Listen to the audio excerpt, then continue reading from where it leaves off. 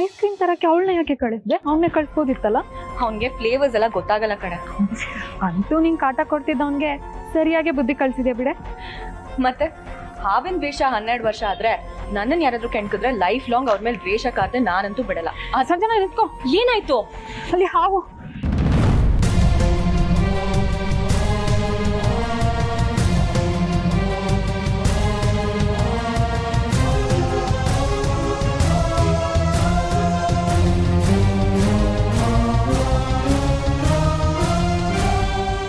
ನರಸಿಂಹ, ಏನು ಅಲ್ಲಿ ಹಾವು. ಓಹೋ, ನಿಮ್ಮನ್ನೇ ಮಾತಾಡ್ಸಕ್ ಬಂದಿರ್ಬೇಕು. ಅದೇನು ಅಂತ ವಿಚಾರಿಸಿ. ಪ್ಲೀಸ್ ಅದನ್ನ ಓಡಿಸು. ನಾನಾ? ಏನ್ ಮೇಡಮ್, ನಾನು ಗಂಡಸೆ ಅಲ್ಲ ಅಂತಿದ್ರಿ, ಈಗ ನನಗೆ ಓಡಿಸು ಅಂತ ಇದ್ದೀರಾ? ಸಾರಿ, ನನ್ನ ಕೈಲಾಗಲ್ಲ. ನಾನು ಆಫ್ಟರ್ ಆಲ್ ಒಬ್ಬ ಡ್ರೈವರು. ನಾನು ಏನು ಮಾಡೋಕ್ಕಾಗತ್ತೆ ಹೇಳಿ? ಅದು ಅಲ್ಲದೆ ಹಾವು ಕಂಡ್ರೆ ನನಗೂ ಭಯ ಮೇಡಮ್. ಸರ್ ಪ್ಲೀಸ್ ಹೆಲ್ಪ್ ಮಾಡಿ. ಏನು ಮಣ್ಣಿ, ಆಗಲೇ ನಿಮ್ಮ ಫ್ರೆಂಡ್ ಜೊತೆ ಸೇರಿಕೊಂಡು ತುಂಬ ನಗ್ತಾ ಇದ್ರಿ, ಈಗ ಹೆಲ್ಪ್ ಮಾಡು ಅಂತ ಬೇಡ್ತಾ ಇದ್ದೀರಾ? ನಮ್ಮನ್ನ ನಿಮ್ಮ ತಂಗಿ ಅಂತ ಅನ್ಕೊಂಡು ಕಾಪಾಡಿ ಪ್ಲೀಸ್. Heart touching dialogue. ನಿಮ್ಮನ್ನು ಬೇಕಾದ್ರೆ ತಂಗಿ ಅನ್ಕೊಬೋದು, ಆದರೆ ಇವಳನ್ನ ಮಾತ್ರ ಅನ್ಕೊಳಕ್ಕಾಗಲ್ಲ. ಯಾಕಂದ್ರೆ ಇವಳಿಗೆ ಬೇರೆನೇ ಸ್ಥಾನ ಕೊಟ್ಟಿದೆ, ಅದನ್ನು ಉಳಿಸ್ಕೊಳ್ಳೋ ಯೋಗ್ಯತೆ ಇವಳಿಗೆ ಇರಲಿಲ್ಲ. ಹಾಗಿದ್ದಾಯ್ತು, ಹಳೇದ್ನೆಲ್ಲ ಮರೆತು ಸಹಾಯ ಮಾಡಿ ಪ್ಲೀಸ್. ನಿನ್ ಜೊತೆ ಹಾಗೆ ನಡ್ಕೊಂಡಿದ್ದಕ್ಕೆ ಸಾರಿ ನರಸಿಂಹ. ಕಷ್ಟ ಬಂದಾಗ ಮನುಷ್ಯ ಬದಲಾಗಬಾರ್ದು.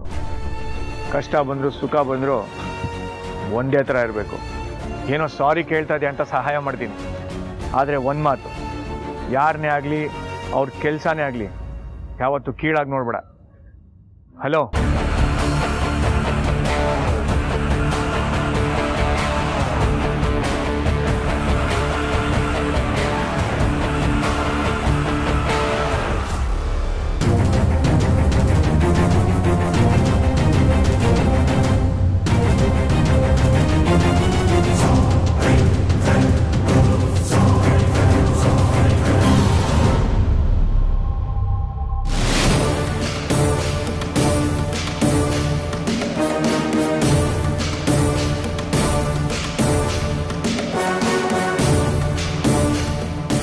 Thank you so much sir.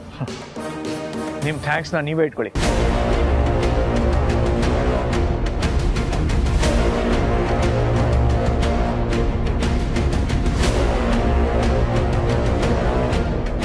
ಅಲ್ಲ ಕಣೆ, ಅವಳು ಐಸ್ ಕ್ರೀಮ್ ತರಕ್ಕೆ ಹೋಗಿದ್ಲು. ಅವ್ಳು ಹೆಂಗಾದ್ರೂ ಬರ್ಲಿ, ನಾವು ಫಸ್ಟ್ ಹೋಗೋಣ.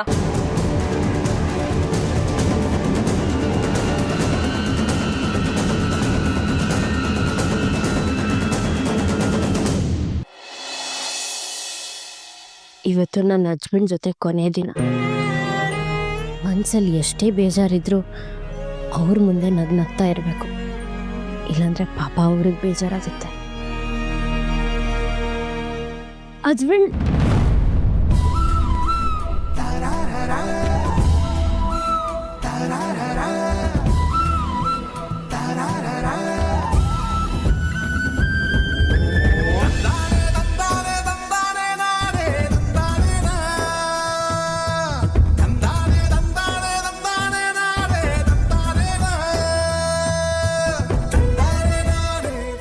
ಕ್ಷಮಿಸಿ, ಗೊತ್ತಾಗಲಿಲ್ಲ.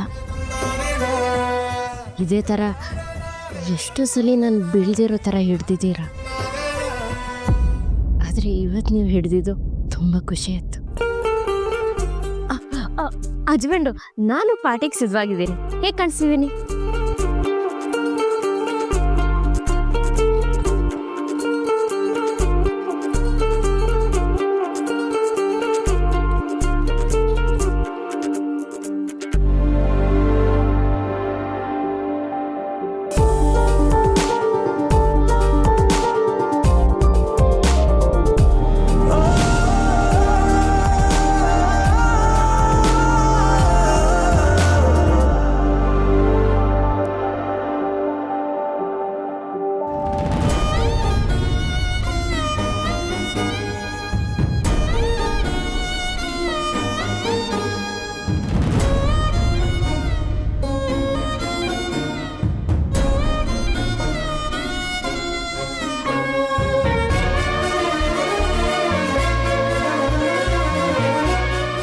ಯಾಕೆ ಸರಿ ಹೋಯ್ತು? ಯಾಕೆ ಸರಿಯಾಗಿ ರೆಡಿಯಾಗಿರಲಿಲ್ಲ?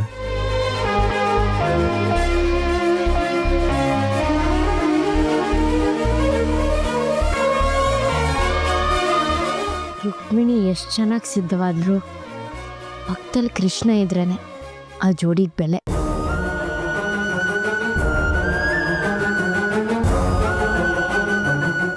ಹಾಗೆ ನೀವು ನನ್ನ ಪಕ್ಕದಲ್ಲಿ ಇದ್ರೇನೆ ನನ್ನ ಮುಖದಲ್ಲಿ ಕಳೆ ಬರೋದು. ಪುರಾಣದಲ್ಲಿ ದುರ್ವಾಸ ಮುನಿ ಶಾಪದಿಂದ ರುಕ್ಮಿಣಿ ಮತ್ತು ಕೃಷ್ಣ ದೂರ ಆದರು. ಇಲ್ಲಿ ಯಾರ ಶಾಪನೋ ಏನೋ ನಾವಿಬ್ರು ದೂರ ಆಗ್ತಿದ್ದೀವಿ.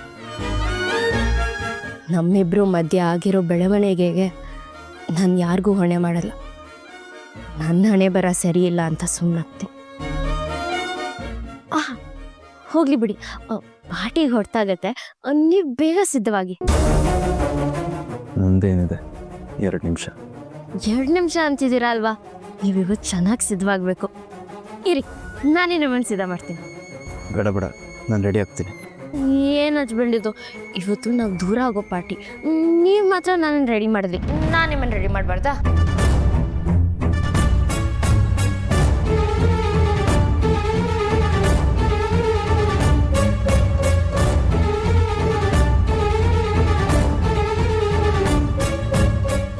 ಅಕ್ಕ, ಪಾರ್ಟಿ ಅಂತಿದ್ರಲ್ಲ, ರೆಡಿ ಆದ್ರೆ ಇಲ್ವಾ ಅಂತ ನೋಡಕ್ ಬಂದೆ. ಡಿಸ್ಟರ್ಬ್ ಆಯ್ತಾ? ಹಾಗೇನಿಲ್ಲ ಅಕ್ಕ, ನಾನು ರೆಡಿ ಆಗಿದ್ದೀನಿ. ನಿಮ್ಮ ತಮ್ಮನೇ ರೆಡಿ ಆಗಿಲ್ಲ. ಯಾಕಪ್ಪ? ಈಗ ರೆಡಿ ಆಗ್ತೀನಿ. ಅಕ್ಕ, ನಾನು ಹೆಂಗೆ ಕಳಿಸಿದ್ದೀನಿ?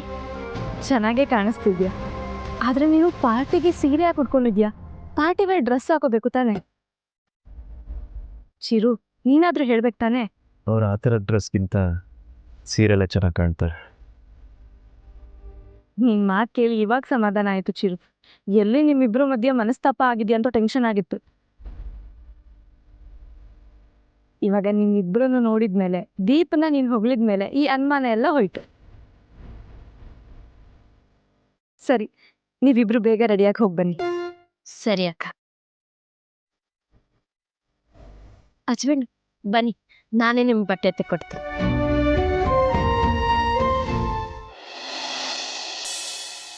ಕವನ ಯಾರ ಬಗ್ಗೆನೋ ತುಂಬ ಟೆನ್ಷನ್ ಮಾಡ್ಕೊಂಡಿರ್ತಾಳೆ. ಆ ಟೆನ್ಷನಿಂದ ನನಗೆ ನಿದ್ದೆನೇ ಬರಲ್ಲ. ಕುಡಿಲೇಬೇಕು. ಓಡ್ಕನ್ನ ಮಿಕ್ಸ್ ಮಾಡ್ಕೋತೀನಿ. ಕಲರು ಗೊತ್ತಾಗಲ್ಲ, ವಾಸನೆನೂ ಬರಲ್ಲ. ರೀ ರೀ, ಏನ್ರಿ ಮಾಡ್ತಿದ್ದೀರಾ? ಮಿಕ್ಸ್ ಮಾಡ್ತಾ ಇದ್ದೀನಿ. ನೀರನ್ನ ಯಾಕ್ರಿ ಮಿಕ್ಸ್ ಮಾಡ್ತಿದ್ದೀರಾ? ಏನಾದ್ರೂ ಒಂದು ತರಲೆ ಮಾಡ್ತಾನೆ ಇರ್ತೀರಾ. ಅಲ್ಲಿ ಕವನಂಗೆ ಟ್ಯಾಬ್ಲೆಟ್ ಕೊಡ್ಬೇಕು. ಅದ್ ಯಾವ್ದು ಅಂತ ನನಗೆ ಗೊತ್ತಿಲ್ಲ, ನಿಮಗ್ ಗೊತ್ತಿರೋದು ಬನ್ನಿ. ನಾ ಕುಡಿದು ಬರ್ತೀನಿ, ನೀ ಹೋಗು. ನೀರ್ ತಾನೆ, ಕುಡೀರಿ. ಅದೆಷ್ಟೊತ್ತಾಗುತ್ತೆ, ಕುಡೀರಿ ಬೇಗ. ಇದನ್ನು ಕುಡಿದ್ರೆ ಏನಾದ್ರು ತಿನ್ಬೇಕು ಅನ್ಸುತ್ತೆ. ತಿನ್ಬೇಕು ಅಂದ್ರೆ ಲೇಟ್ ಆಗತ್ತಲ್ವಾ? ಯಾಕ್ರಿ ವಿಚಿತ್ರವಾಗಿ ಆಡ್ತಿದ್ದೀರಾ? ಈಗೇನ್ ಕವನಂಗ್ ಮಾತ್ರ ಕೊಡಕ್ ಬರ್ತೀರಾ ಇಲ್ವೋ? ಬನ್ನಿ. ಏನಾಯ್ತೆ? ಯಾಕೋ ಬಿಕ್ಲಿಕ್ಕೆ ಬರ್ತಾ ಇದೀರಿ? ನೀರು ಕುಡಿಬೇಕಲ್ವಾ? ಹಾ ಹೌದಲ್ಲ.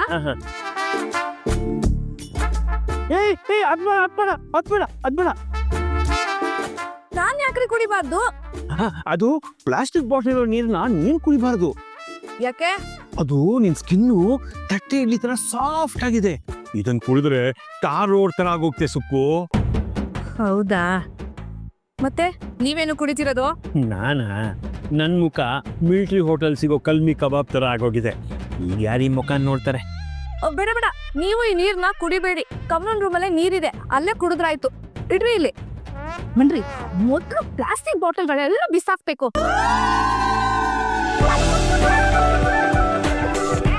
ಜಯವ್ರೆ ನೀರು.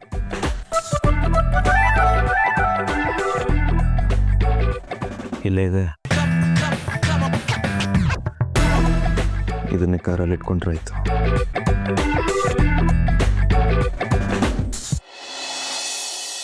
ಅಮ್ಮ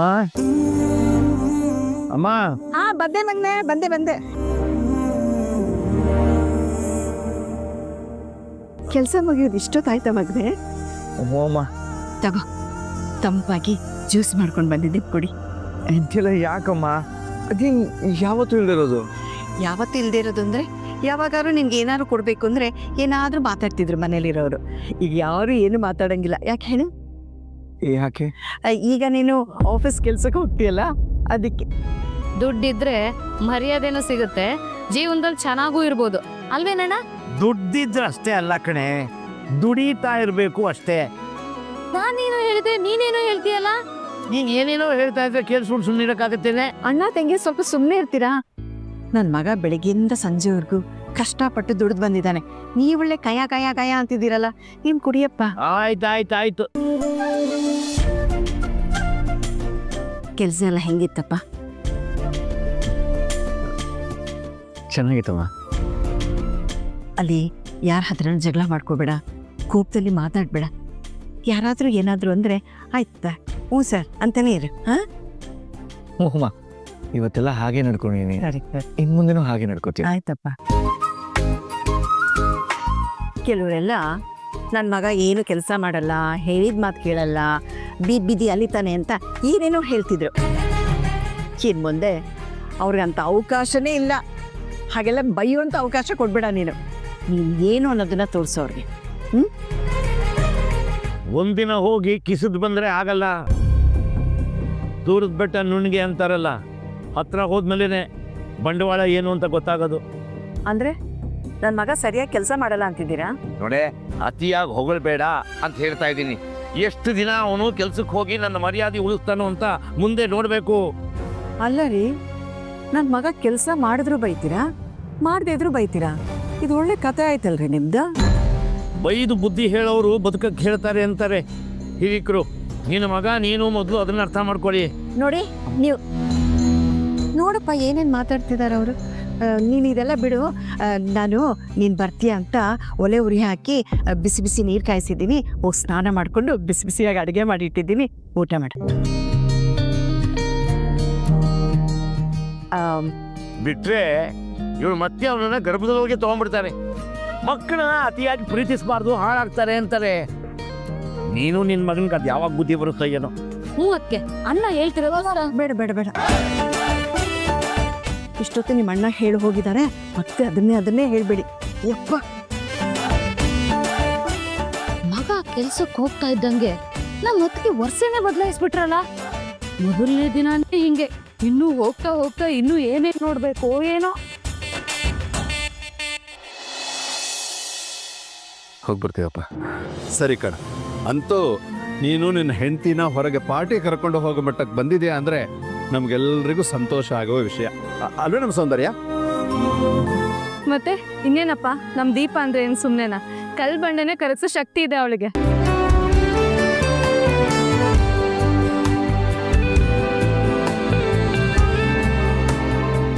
ಏನ್ ಸೌಂದರ್ಯ ಇದು? ಡಿವೋರ್ಸ್ ಕೊಟ್ಟು ಮನೆ ಬಿಟ್ಟು ಹೋಗ್ತಾಳೆ ಅಂದ್ರೆ ಗಂಡನ ಜೊತೆ ಪಾರ್ಟಿಗೆ ಹೋಗ್ತಾಳೆ. ಉರಿಯೋ ಬೆಂಕಿಗೆ ತುಪ್ಪ ಸುರಿತಾ ಇದ್ದೀರಾ? ಇಲ್ಲಮ್ಮ, ಅದನ್ನ ಆರ್ಸು ಅಂತ ಹೇಳ್ತಾ ಇದ್ದೀನಿ. ಮಾಡ್ಲಿ ಇವತ್ತು ಏನು ಮಾಡ್ತಾರೋ ಮಾಡ್ಲಿ. ನಾಳೆ ಡಿವೋರ್ಸ್ ಬಗ್ಗೆ ಮಾತಾಡ್ತೀನಿ. ಕೊಡ್ಲಿಲ್ಲ ಅಂದ್ರೆ ಕೊಡೋ ಹಾಗೆ ನಾನು ಮಾಡ್ತೀನಿ. ಹೋಗ್ಬರ್ತೀವಿ ಅದಕ್ಕೆ. ನಮಗೆ ಕಾಯಕ್ಕೆ ಹೋಗ್ಬೇಡಿ, ಬರೋದು ಲೇಟ್ ಆಗ್ಬೋದು.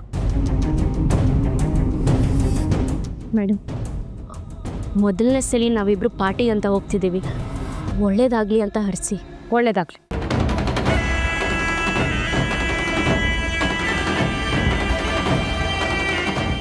ಯೋಚನೆ ಮಾಡಬೇಡಿ, ಇದು ಚಿರೋ ಅವ್ರ ಜೊತೆ ಕೊನೆ ಪಾರ್ಟಿ. ನಾಳೆಯಿಂದ ನೀವು ಅಂದ್ಕೊಂಡಂಗೆ ಆಗತ್ತೆ. ಹೋಗ್ಬರ್ತೀವಿ ಮಾವ. ಗಂಡ ಹೆಂಡತಿ ಇಬ್ರು ಜೊತೆಲಿ ಪಾರ್ಟಿಗೆ ಹೋಗ್ತಿದ್ದೀರಾ, ಜೋಪಾನವಾಗಿ ಅವಳ ಕೈ ಹಿಡ್ಕೊಂಡು ಹೋಗುಚ್ಚಿರು.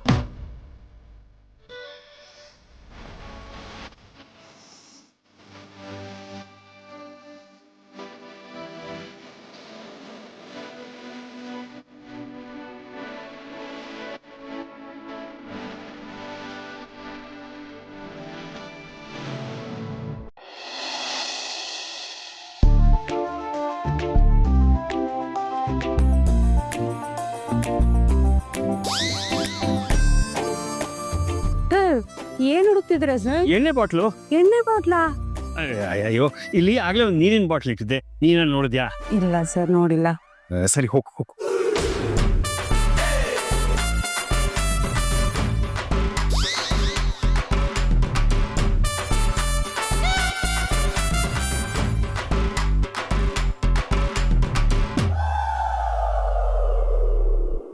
ಏನ್ರಿ ಹುಡುಕ್ತಿದ್ದೀರಾ?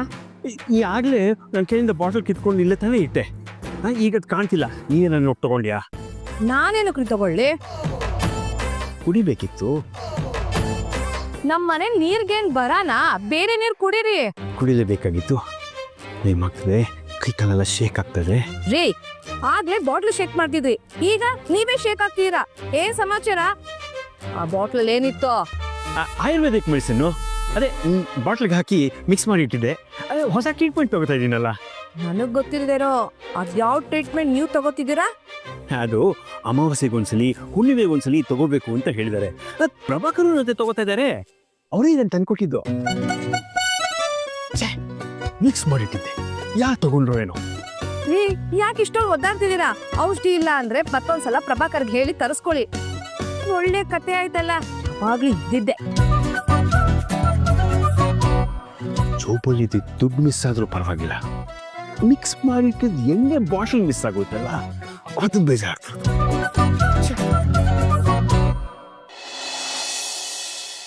I had explain you about the design. I want the same design. ನಾಡಿದ್ದೆ ಬ್ಲೌಸ್ ಕಳಿಸಿ. ಎಸ್, ಮನೆಗೆ. ಹಾಯ್ ಮಗಳೇ, ಶಾಪಿಂಗ್ ಎಲ್ಲ ಚೆನ್ನಾಗಾಯ್ತಾ? ಹಾ ಡ್ಯಾಡ್, ಶಾಪಿಂಗು ಮಾಡಿದೆ, ಸ್ನೇಕ್ನೂ ನೋಡಿದೆ. ಸ್ನೇಕಾ? ಹೌದು ಡ್ಯಾಡ್, ಶಾಪಿಂಗ್ ಮುಗಿಸ್ಕೊಂಡು ಕಾರ್ ಹತ್ತ ಬದ್ದಿದ ಕೂಡಲೇ ಕಾಲ್ ಕೆಳಗಡೆನೆ ಹೆಡೆ ಎತ್ಕೊಂಡಿತ್ತು ಗೊತ್ತಾ? ಅಯ್ಯೋ ದೇವ್ರೆ, ನಿಂಗೇನು ಕಚ್ಚಿಲ್ಲ ತಾನೆ? ಏನ್ ಕ್ವೆಶನ್ ಕೇಳ್ತೀರಾ ಡ್ಯಾಡ್? ನನ್ಗೇನಾದ್ರೂ ಕಚ್ಚಿದಿದ್ರೆ ನಾನೇನಿಲ್ಲ ಆರಾಮಾಗಿರ್ತಿದ್ನಾ? ಹಾಗಲ್ಲಮ್ಮ, ನಿನ್ಗೇನು ತೊಂದರೆ ಕೊಡ್ಲಿಲ್ಲ ತಾನೆ? ಆ ನರಸಿಂಹ ಇದ್ದದಕ್ಕೆ ನಾನು ಸೇಫ್ ಆದೆ. ನರಸಿಂಹನ? ಅವನು ಯಾಕೆ ಬಂದಿದ್ದ? ಅವನು ಇನ್ನೂ ನಿನ್ನ ಫಾಲೋ ಮಾಡ್ತಿದ್ದಾನ? ಡ್ಯಾಡ್, ಅವನೇನ್ ನನ್ನನ್ನ ಫಾಲೋ ಮಾಡ್ಕೊಂಡು ಬಂದಿರ್ಲಿಲ್ಲ. ನೀವ್ ಕಳ್ಸಿರೋ ಕಾರ್ಗೆ ಡ್ರೈವರ್ ಆಗಿ ಬಂದಿದ್ದ. ಏನು, ಡ್ರೈವರಾ? ಹೌದು. ಹಾ, ಜಯರಾಮ ಹೇಳ್ತಿದ್ದ ಅವನ ಮಗ ಡ್ರೈವರ್ ಕೆಲಸ ಮಾಡ್ತಿದ್ದಾನೆ ಅಂತ. ಡ್ರೈವರ್ ಆಗಿ ಬಂದಿದ್ನಾ? ಅವನೇನು ನಿನಗೆ ತೊಂದರೆ ಕೊಡಲಿಲ್ಲ ತಾನೆ? ಇಲ್ಲ ಡ್ಯಾಡ್, ಅವನ್ ಯಾಕೆ ನನಗೆ ತೊಂದರೆ ಕೊಡ್ತಾನೆ? ಆದ್ರೆ ನಾನೇ ಅವನ್ಗೆ ಚೆನ್ನಾಗಿ ಗೋಳ್ ಹೊಯ್ಕೊಂಡಿದ್ದೀನಿ. ವೆರಿ ನೈಸ್ ಮಾ. ನೋಡುದ್ರಾ, ನೀವಿಬ್ರು ಸೇರಿ ಅವ್ನ್ಗೆ ಎಷ್ಟೇ ತೊಂದರೆ ಕೊಟ್ರು ಅವ್ನ್ ಮಾತ್ರ ಇವಳಿಗೆ ಸಹಾಯ ಮಾಡ್ತಾನೆ ಇದ್ದಾನೆ. ಸುಮ್ಮನೆ, ಅವನ ಜಾಗದಲ್ಲಿ ಬೇರೆ ಯಾರು ಇದ್ದಿದ್ರು ಅದನ್ನೇ ಮಾಡ್ತಿದ್ರು ಅಲ್ವಾ ಮಗಳೇ?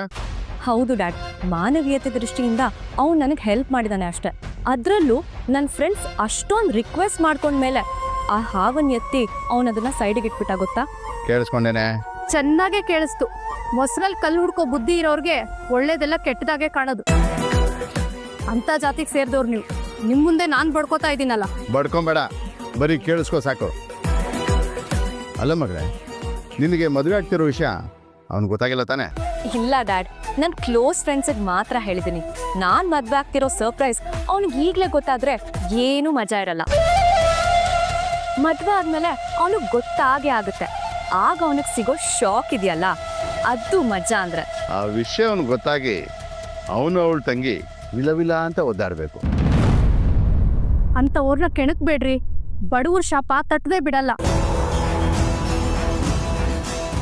ನನ್ ಮಾತು ಕೇಳಿ, ಈಗಲೂ ಈ ಮದ್ವೆನ ಕ್ಯಾನ್ಸಲ್ ಮಾಡಿ. ಏನೇ, ನಾಳಿದ್ದು ಮದುವೆ ಇಟ್ಕೊಂಡು ಕ್ಯಾನ್ಸಲ್ ಮಾಡು ಅಂತಿದ್ಯಲ್ಲ?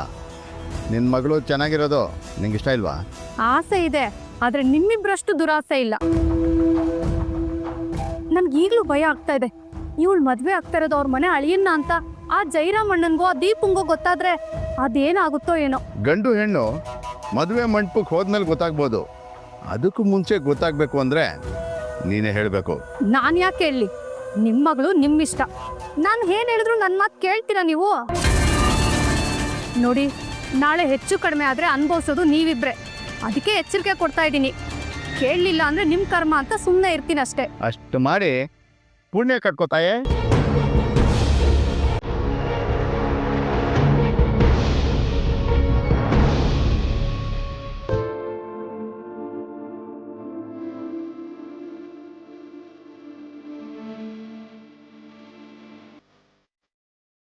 ಯಾಕಜ್ಬಂಡು ಏನು ಮಾತಾಡ್ತಿಲ್ಲ? ಏನು ಮಾತಾಡಬೇಕು? ಏನಾದ್ರೂ ಮಾತಾಡಿ. ನಂಗೇನು ತೋಚ್ತಿಲ್ಲ. ಓ, ಹಾಗಾದ್ರೆ ಎಷ್ಟು ದಿನ ತೋಚ್ದ್ರೆ ಮಾತಾಡ್ತಿದ್ರಾ? ಮುಂಚೆನ ಮಾತಾಡ್ತಿರ್ಲಿಲ್ಲ ಅಂತ ಆಯ್ತು. ಹಂಗೆ ಯಾಕೆ ಅನ್ಕೊಳ್ತೀರಾ? ಮತ್ತೆ ಇನ್ನೇನಂತ ಅನ್ಕೊಳ್ಳಿ? ನೋಡಿ ಹಸ್ಬೆಂಡು, ನೀವು ಈ ಥರ ಮಾತಾಡದೆ ಓಡಿಸಿದ್ರೆ ನಂಗೆ ಬೇಜಾರಾಗುತ್ತೆ. ಯಾವ್ದಾದ್ರು ಹಾಡಾದ್ರೂ ಹಾಕಿ. ಯಾವ ಹಾಡಾಕ್ಬೇಕು? ದುಃಖದ ಹಾಡಿಗೆ ಇಂಗ್ಲೀಷಲ್ಲಿ ಏನಂತಾರೆ? ಪ್ಯಾಥೋ ಸಾಂಗ್, ಅದು ಬೇಡ, ಖುಷಿಗೆ ಜೋಶ್ ಸಾಂಗ್. ಅದನ್ನೇ ಹಾಕಿ. ಏನ್ರಿ ನೀವು ಡೈವರ್ಸ್ ಸಿಗ್ತಾರದು ನಿಮ್ಗೆ ಖುಷಿ ಆಗ್ತಿದೆಯಾ? ನಮ್ಮ ಕಡೆ ಯಾರಾದ್ರೂ ಸತ್ತಾಗ ಅವ್ರನ್ನ ನಗ್ನಗ್ತಾ ಶಿವನ್ ಪಾದಕ್ಕೆ ಕಳ್ಸ್ಕೊಡ್ಬೇಕು ಅಂತಾರೆ. ಅದೇ ತರ ಈ ಡಿವೋರ್ಸ್ ಕೊಡೋವಾಗನೂ ಯಾಕೆ ಬೇಜಾರಾಗಿರ್ಬೇಕು? ಖುಷಿಯಿಂದ ದೂರ ಆಗ್ಬೋದಲ್ವಾ? ಅಂದ್ರೆ ನಿಮ್ಮ ಪ್ರಕಾರ ಡಿವೋರ್ಸ್ ತಗೊಳ್ಳೋದು ಒಂದೇ ಸಾಯೋದು ಒಂದೇನಾ? ಅಲ್ಲ, ಅದೇ ದೂರ ಆಗ್ಬೇಕು ಅಂತ ನಿರ್ಧಾರ ಮಾಡಿದ್ಮೇಲೆ ಯಾಕೆ ದುಃಖ ಪಡ್ಬೇಕು ಅಂತ ಹೇಳ್ತಿದ್ದೀನಿ ಅಷ್ಟೇ.